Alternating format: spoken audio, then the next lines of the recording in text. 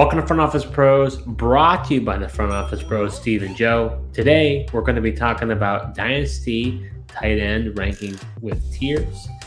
Before we get started, we are a new channel, so if you enjoyed this video, go ahead and smash that subscribe button to show your support. Hike! So heading over to tier 3 at number 15, I've got Luke Musgrave.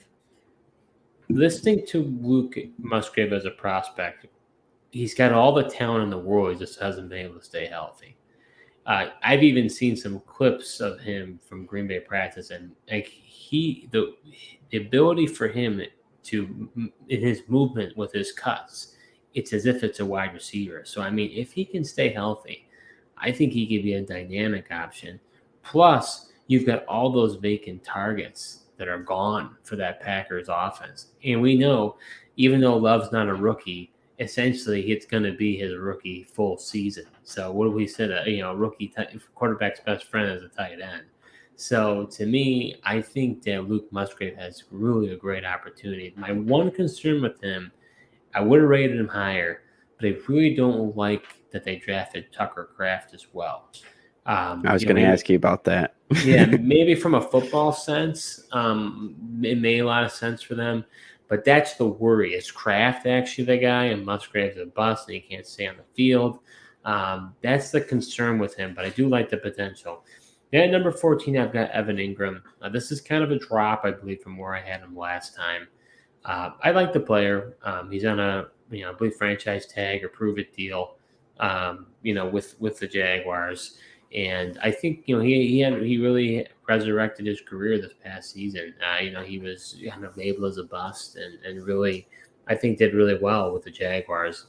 Question will be, will he continue to get the same role, especially with Calvin Ridley there? And then they also drafted Brenton Strange, which I believe in the second round, which I thought was a little bit high, especially for, what Evan Ingram provided for them. And maybe if they're not liking what Ingram wants as far as compensation is concerned with a contract, maybe they're looking to develop Strange, and then where does Ingram go? But we also know that Peterson has been known to use multiple tight ends as well. So then that kind of makes me nervous about, will Brenton Strange kind of be used now and to eat into a little bit of what Ingram did. Then at number 13, I've got Greg Dulcich. And, Joe, you can be a testament to this as a Broncos fan. I don't know what to think about Greg Dulcich. At one point, I was completely out on the guy. I didn't think that the Broncos were going to use 12 personnel. I thought they were more likely to use 11 personnel. And after they traded for Adam Troutman being one of the best blocking tight ends in the league, I was like, Peyton's not going to like Dulcich. Dulcich is going to be discarded, and then it's over. But now you're starting to hear Payton talk about how he sees a vision for him, and that's the magic word when it comes to Sean Payton. If he has a vision for you, that means something. So now when he says that, it's not like, oh, okay, well, the type of comments he's making about him, it's in a very shining light. So then it makes you think, oh, well, maybe he actually could be really good. I mean, he has worked with some really great tight ends. He made Jimmy Graham the Jimmy Graham that he became. And Jimmy Graham, he didn't come out. He wasn't a high draft pick. So I don't know what to think about Dulcich. I think he has potential. I just don't know if they'll actually use him the way that, I think fantasy owners hope for him to be used. So he's a mystery to me, honestly. But that's why I have him there. And number 12, I got Sam Laporta. I know you're a big Laporta guy. I think him going to Detroit was a really great fit. My only thing was they really didn't use Hockenson properly. And Hockenson was a former first-round pick, and Hockenson is one of the more talented tight ends in the league. So, and Hockenson, I believe, is a far superior talent to Laporta. So just because Laporta comes in and fills that void doesn't mean that Laporta is just going to step up and be this unbelievable tight end. I still question whether they're going to use him as much. But Joe, what are your thoughts on my tier 3? Yeah, definitely some interesting names. I definitely agree with you on Evan Ingram. To be a little more down on him right now, just tough to say, even with the addition of Calvin Ridley, let alone, Brenton Strange, as you mentioned, coming in as the second round pick. I think just because of Calvin Ridley, I think his role in the offense definitely could, be less, and his targets go down a little bit and his opportunities go down. He's only got the 1 year left. It's not like they have a lot invested in him. So I definitely could understand you dipping him down. As far as Greg Dulcich, like you said, man, it's this offseason, it's really been a roller coaster ride. After the Troutman, like you, I was kind of like a little down on him, just wondering, well, I know Greg Dulcich isn't necessarily the best blocker. So does that mean Troutman's going to overtake snaps on him? But after these Sean Payton comments, man, I think I'm back on the Dulcich train here. In the second year, had a pretty productive rookie year. Usually we see, tight ends, increase their role and perform better. It's, tough for these tight ends to come right out of college and perform.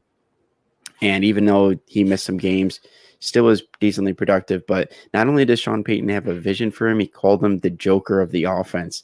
So being that, he said that he's the Joker player, I think he's going to have a role in it. And if he truly is that Joker player, I don't see why there couldn't be some big things for Greg Dulcich this year.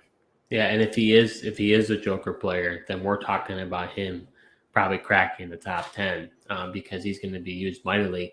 But the other thing, though, there were times when Dulcich was open, and for whatever reason, Russell was not seeing the field properly and not giving him the ball. I don't know if that's a Hackett issue as far as what reads he was telling Russell, to prioritize.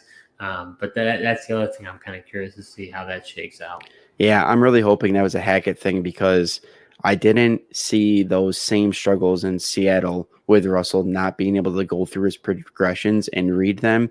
I'm almost wondering if just Hackett was throwing too much at him and giving him too much to read. I think that's where Peyton's going to really simplify him, maybe even cut the field in half and just get these quick progressions and get the ball out of Russell Wilson's hands as fast as possible. And as far as Laporta, I have been high on him this offseason. I do like him. I do think your Hawkinson comments are fair, though. He was underutilized and really got utilized more heavily in Minnesota. But I guess I just hope that, regardless if Laporta is as talented or not as talented as Hawkinson, they still spent decent draft capital to get him. So I would assume that being that Dan Campbell wasn't a part of drafting TJ Hawkinson, now he is with Laporta, I'd hope that they have a better plan and Ben Johnson has a better plan in how to get Laporta more involved in this passing attack. Yeah, man, that's definitely a fair point. So heading over to tier 2 at number 11, I've got Pat Freiermuth. He is a guy that I have been on a roller coaster ride with. I drafted him in our draft, pretty late. I targeted him. I really liked him.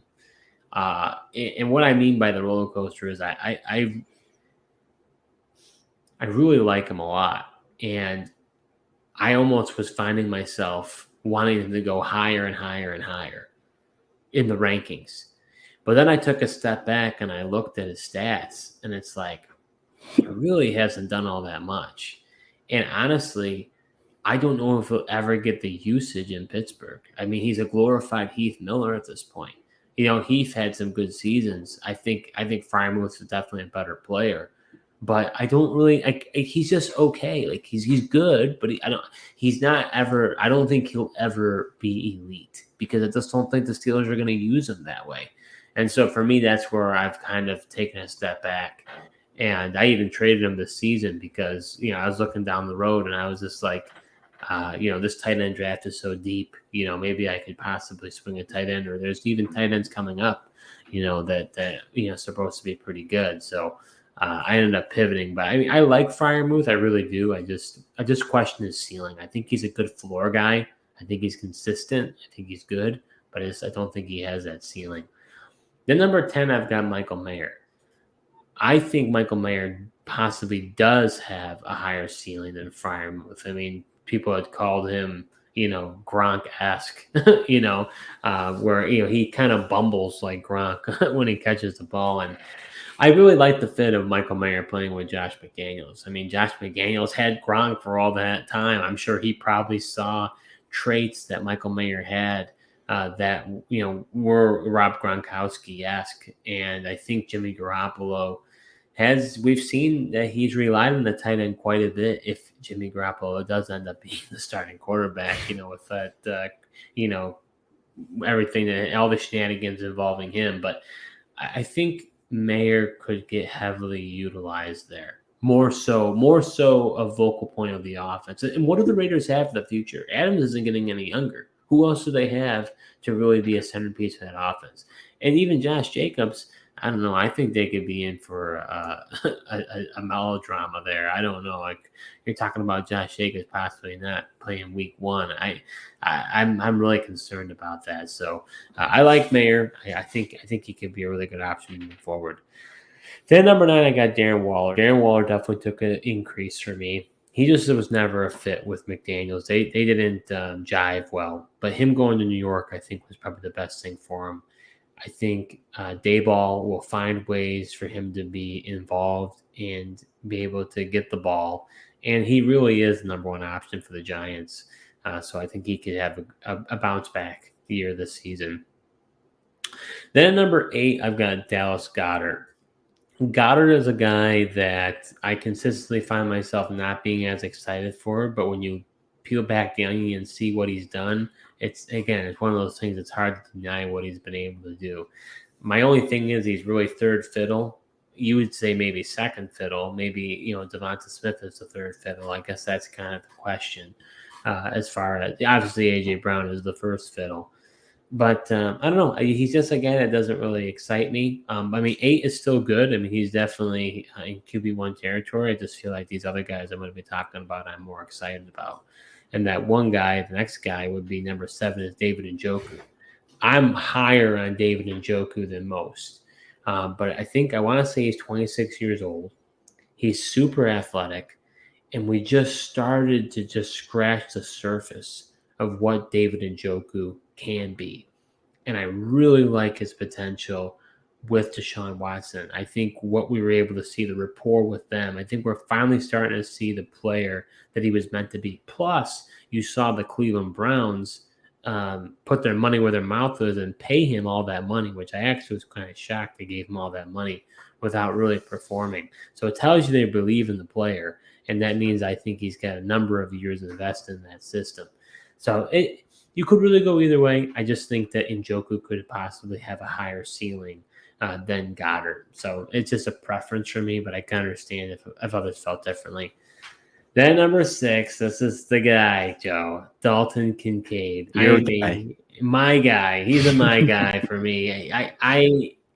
Kincaid is going to be fantastic. I am so excited about Kincaid. The thing, I understand people are going to tell me, you're going to tell me, well, Steve, if you look at it, rookie tight ends don't do, really well in their first year. So I don't know why you have him as a yada, yada, yada. I get that. He's not going to be a prototypical tight end. You might as well think of him as a glorified receiver. He's literally before. With who? Kyle Pitts. No. But he didn't have Josh Allen throwing him the ball. Yeah, I'm just telling you, if you listen to Brandon Beane, McDermott, all these people, they thought that Kincaid had the best hands in the draft out of anybody, including the receivers. His ability to separate is top tier when it comes to a tight end. They already have Knox in there for the blocking.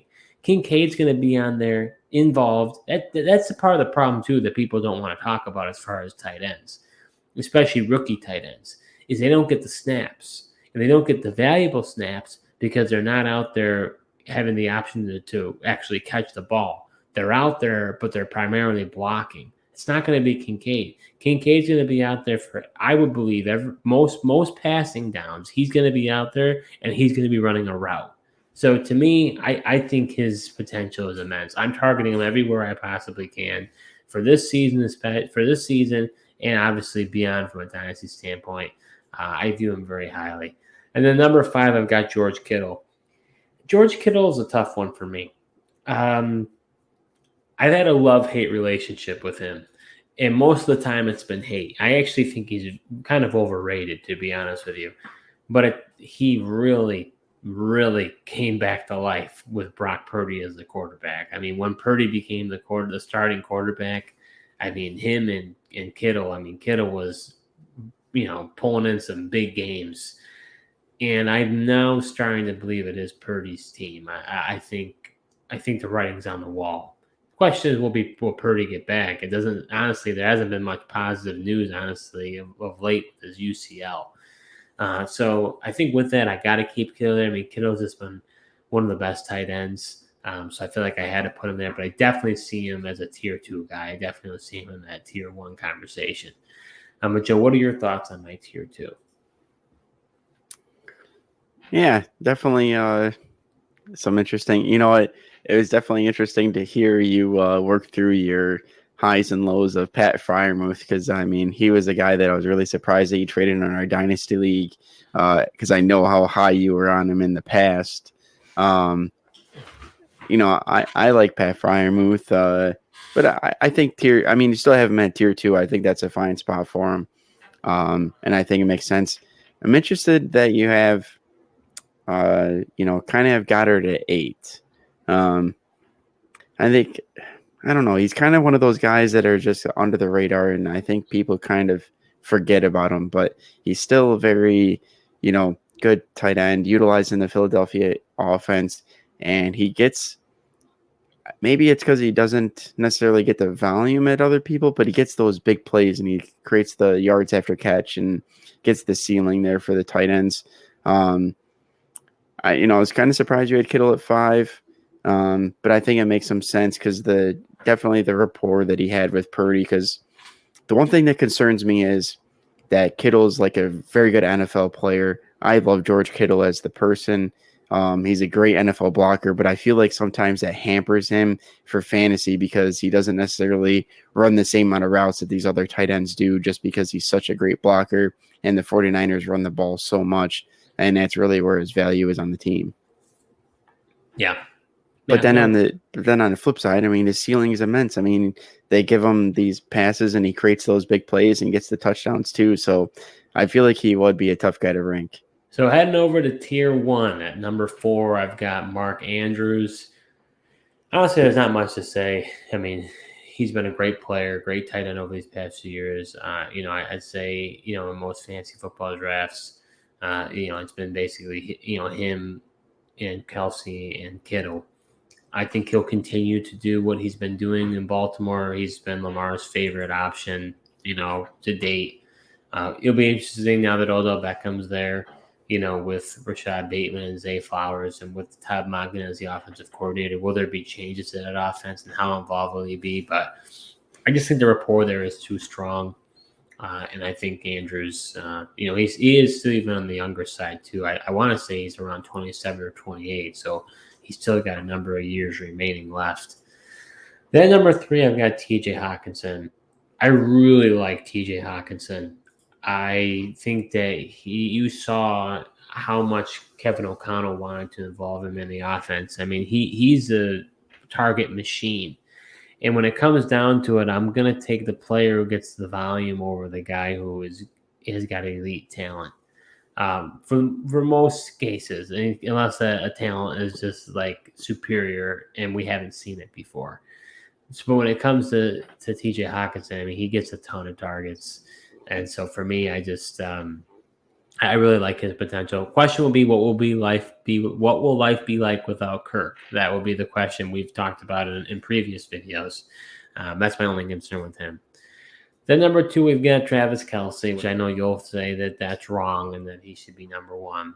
Kelce, he's an outlier. Like I say, he's one of the best of all time, and he's going to go until the wheels fall off. That's what he said recently. How long that is, I don't know. I mean, yeah, Father Time is definitely, chasing him. I want to say he's 34 years old. I mean, we're talking Tony Gonzalez type of territory, where can he continue to stay relevant, like he has been for these next few years. He's in great shape. He hasn't missed a step. You could argue that he has another 2 or 3 good years. But, like I said, Father Time's not on his side. And will he, one bad injury in his age, and it could completely just, that could be, it could be anybody. I guess that could be any player, but I'm just saying, I have my reservations as to how long he will continue to play. And it's the Dynasty rankings, and that's why at number 1, I've got Kyle Pitts, which to me, Kyle Pitts, his potential is off the charts. Now, the offense is not the best. I wish he was in another place. And you could definitely, and we've had this conversation the last time we did this and why Kelsey should be higher than Pitts. But this is a dynasty rankings, and you're talking about possibly having Pitts for the next 10 years compared to Kelsey for the next 2 years. And I feel like I have to rank Pitts at 1 as a result. But Joe, what are your thoughts on my tier 1? Yeah, honestly, I was really surprised you had TJ Hawkinson at number 3. I understand he had really picked the pace up after being traded from Detroit with Minnesota. He only had like a couple of games where he was under 9 targets, which is pretty incredible, honestly. But I don't know, just like, I guess I'd want to see it again and see the targets kind of play out before I put him there, especially above like a Mark Andrews. Just like the model consistency at tight end. And, I think Lamar Jackson is still going to target him regardless of the, wide receiver weapons that they brought in. And, we'll see the passing volume increases as we expect. Definitely, could definitely still support Andrews and, 2 or 3 of those wide receivers they have. But absolutely, Steve. I mean, there's Kelsey's got to be the number 1 guy. He's just the outlier at the tight end position. I know he's old and the father of time, but everyone always said that it's about Tom Brady, and he was still playing at an elite level, and still was leading the league for a long time. And you're worried about the injuries. This guy just stays on the field. He really doesn't even get injured. Somehow he doesn't even look that fast, but nobody can cover this guy. Nobody really gets big hits on Travis Kelce, and who's to say he doesn't play for a few more years? And I don't know. I think I gotta see actually Kyle Pitts do something and stay on the field and be productive. Everyone throws out the P word on him and his immense potential that he has, but we've still yet to see it on the field. I mean, he's been hurt. He's been a major disappointment in fantasy. So I definitely have Kelsey number 1. I mean, Pitts was a major disappointment last year, but he had a really good rookie season. I mean, his rookie season, if I'm not mistaken, he broke records. I think he had his yards. Didn't he surpass Mike Ditka for the most receiving yards for a rookie tight end? Possibly. I mean, I can't back you on that, but that's also to my point of it's tough for these rookie tight ends to produce, which is why I think you should slow your roll on Kincaid a little bit. But you already knew I was going to tell you that, so. But that's where it's like you're saying. So recency bias would tell you that Pitts is garbage, but he had the MCL injury, which took him out for the rest of the season, and he definitely was a disappointment. I don't disagree. I went heavy in him in a lot of leagues, and I was burned big time. But I mean, his rookie season was very good. It was one of the best rookie seasons at a tight end we've ever seen. Yeah. I get that. He had a really good rookie year, but I mean, what have we seen since then? And it's been pretty disappointing. You just told me that tight ends take a long time to develop, and then you're saying, "Whoa, it was year 2, so he's no good." Yeah, I mean they do, but this guy's not a tight end. He's a wide receiver playing the tight end position. But that's not consistent. You're telling me that tight ends take a while to develop, and then you're saying, well, he was bad last year, and I have to see it, and I haven't seen it yet. But it's year 3 for a tight end. You tell me that they take longer to develop. They traditionally do. I mean, he was an outlier his rookie year, but I mean, it's also I feel like the point to break a record wasn't that high because rookie tight ends don't usually perform that well, but I just still we haven't seen much out of his rookie year. Everyone says the potential of this guy. And I just don't like the offense either that he's in with, Desmond Ridder and that Arthur Smith offense, as we talked about in previous videos. If he gets moved, I like his dynasty outlook even more. But for now, I'd still have Kelsey number 1. I think Pitts is fine for number 2 because of his potential that he has and his athletic ability and everything else. But well, I guess we'll see what happens down the road here. Well, that does it for our tight end rankings with tiers.